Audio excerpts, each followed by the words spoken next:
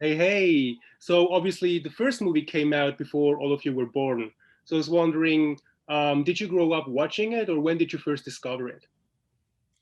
I sat down and watched it after my second audition, just so I could get a feel about the whole movie. I had been introduced to it my entire life, but I definitely uh, truly connected with it after my second audition. But also, I just wanted to add, I love your facial hair. It's it's so sick. Thank you very much. I really Of appreciate it. course.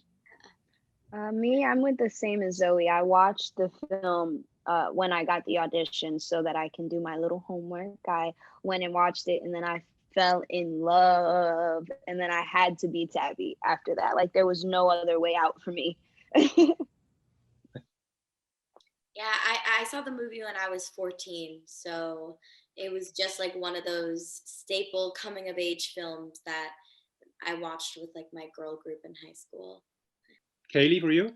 I saw before the audition as well. I hadn't heard of the film until I got the audition, and then I sat down and watched it, and everyone told me how iconic and how much it meant to them. And they're, it was a little bit nerve-wracking going into that audition with all that pressure. All my friends wanted me to get it, and um, yeah.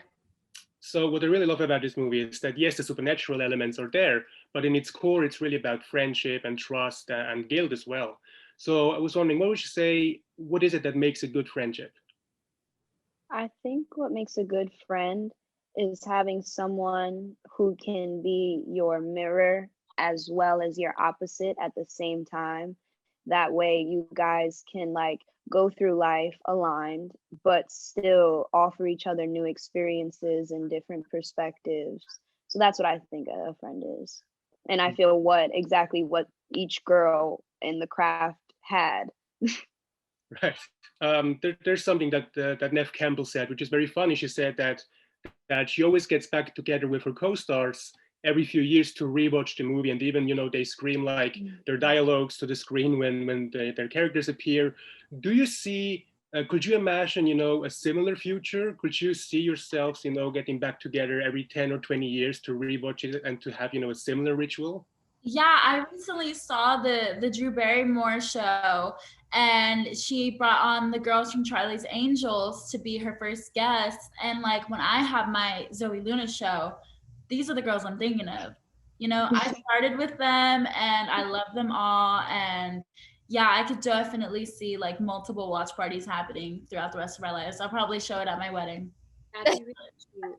There's also something that I really love about the movie and that really surprised me is the entire arc with Timmy, because it really showed us how important it is to be really true to yourself and to don't change for others. So I was wondering, for all the young girls and boys watching, what would you say how crucial it is to don't hide who you really are, in order to become happy?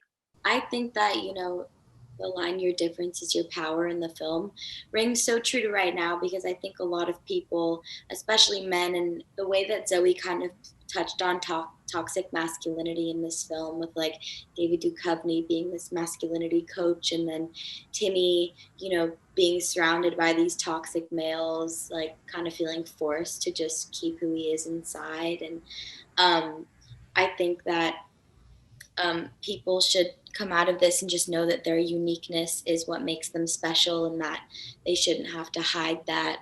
And I hope that these girls, and watching Timmy come out and be who he is, can just show people that like you can find your people, and find a safe space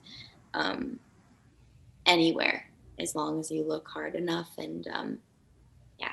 Thank you so much to all of you for your time and much success with the movie and happy Halloween. Thank you. Halloween. Thank you. Happy Halloween. Bye.